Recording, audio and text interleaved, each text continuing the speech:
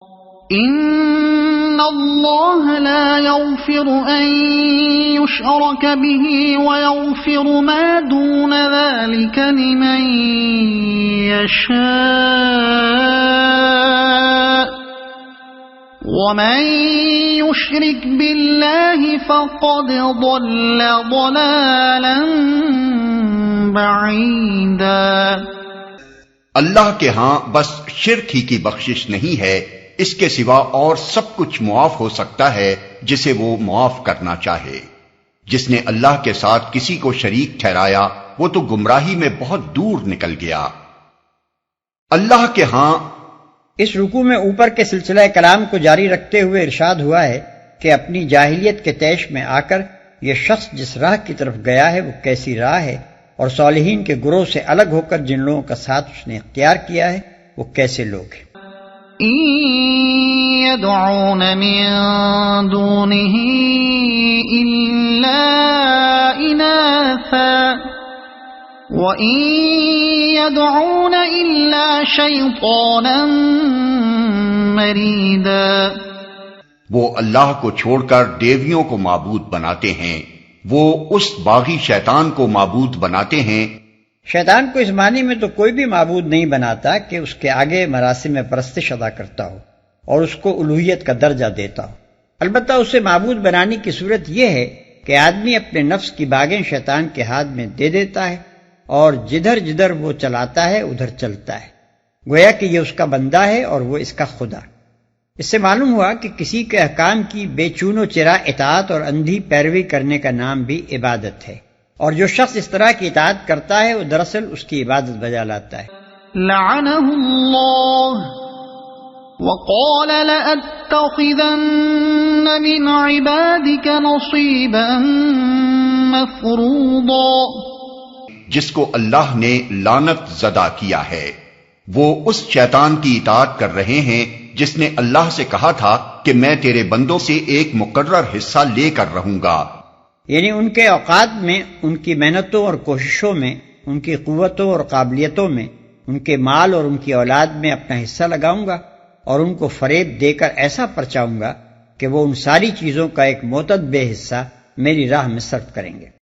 وَلَأُضِلَّنَّهُمْ وَلَأُمَنِّيَنَّهُمْ وَلَآمُرَنَّهُمْ فَلَيُبَتِّكُنَّ آذَانَ الْأَنْعَامِ وَلَآمُرَنَّهُمْ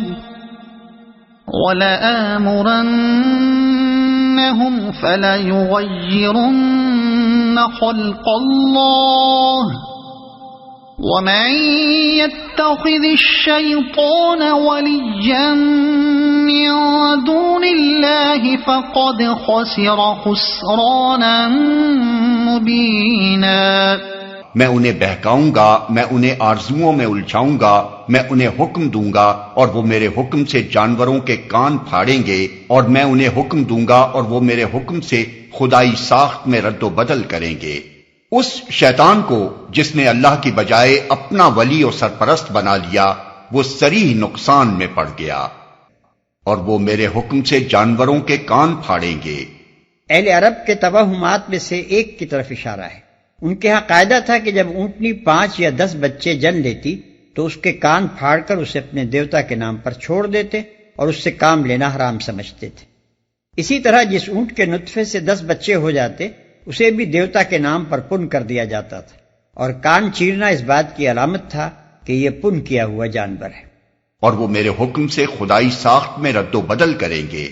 خدائی ساخت میں رد و بدل کرنے کا مطلب اشیاء کی پیدائشی بناوٹ میں رد و بدل کرنا نہیں ہے۔ اگر اس کا یہ مطلب لیا جائے تب تو پوری انسانی تہذیب ہی شیطان کے اغوا کا نتیجہ قرار پائے گی، اس لیے کہ تہذیب تو نام ہی ان تصرفات کا ہے جو انسان خدا کی بنائی ہوئی چیزوں میں کرتا ہے۔ دراصل اس جگہ جس رد و بدل کو شیطانی فعل قرار دیا گیا ہے وہ یہ ہے کہ انسان کسی چیز سے وہ کام لے جس کے لیے خدا نے اسے پیدا نہیں کیا ہے، اور کسی چیز سے وہ کام نہ لے جس کے لیے خدا نے اسے پیدا کیا ہے۔ بالفاظ دیگر وہ تمام افعال جو انسان اپنی اور اشیاء کی فطرت کے خلاف کرتا ہے، اور وہ تمام صورتیں جو وہ منشائے فطرت سے گریز کے لیے اختیار کرتا ہے، اس آیت کی روح سے شیطان کی گمراہ کن تحریکات کا نتیجہ ہیں۔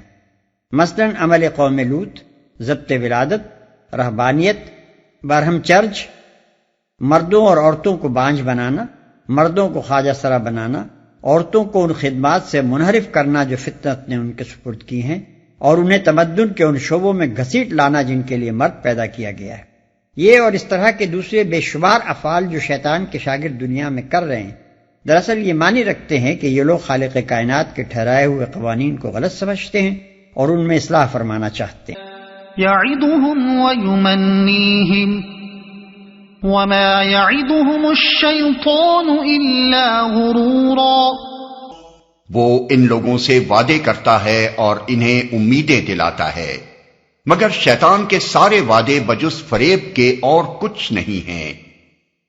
وہ ان لوگوں سے وعدے کرتا ہے اور انہیں امیدیں دلاتا ہے۔ شیطان کا سارا کاروبار ہی وعدوں اور امیدوں کے بل پر چلتا ہے۔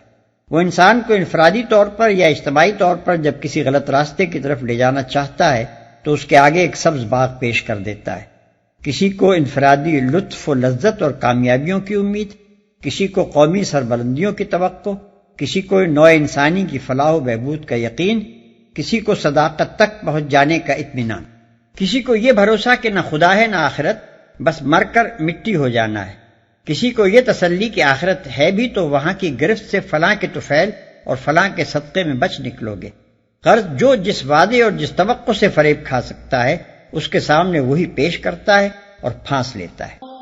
اولئک مأواہم جہنم ولا یجدون عنہا محیصا، والذین آمنوا وعملوا الصالحات سندخلهم جنات تجری من تحتها الانہار خالدین فیہا ابدا وعد اللہ حقا ومن اصدق من اللہ قیلا، ليس بأمانيكم ولا أماني أهل الكتاب، من يعمل سوءا يجز به ولا يجد له من دون الله وليا ولا نصيرا۔ ان لوگوں کا ٹھکانہ جہنم ہے جس سے خلاصی کی کوئی صورت یہ نہ پائیں گے۔ رہے وہ لوگ جو ایمان لے آئیں اور نیک عمل کریں تو انہیں ہم ایسے باغوں میں داخل کریں گے جن کے نیچے نہریں بہتی ہوں گی اور وہ وہاں ہمیشہ ہمیشہ رہیں گے۔ یہ اللہ کا سچا وعدہ ہے اور اللہ سے بڑھ کر کون اپنی بات میں سچا ہوگا۔ انجام کار نہ تمہاری آرزوؤں پر موقوف ہے نہ اہل کتاب کی آرزوؤں پر۔ جو بھی برائی کرے گا اس کا پھل پائے گا اور اللہ کے مقابلے میں اپنے لیے کوئی حامی و مددگار نہ پا سکے۔ وَمَن يَعْمَلْ مِنَ الصَّالِحَاتِ مِن ذَكَرٍ أَوْ أُنثَىٰ وَهُوَ مُؤْمِنٌ فَأُولَٰئِكَ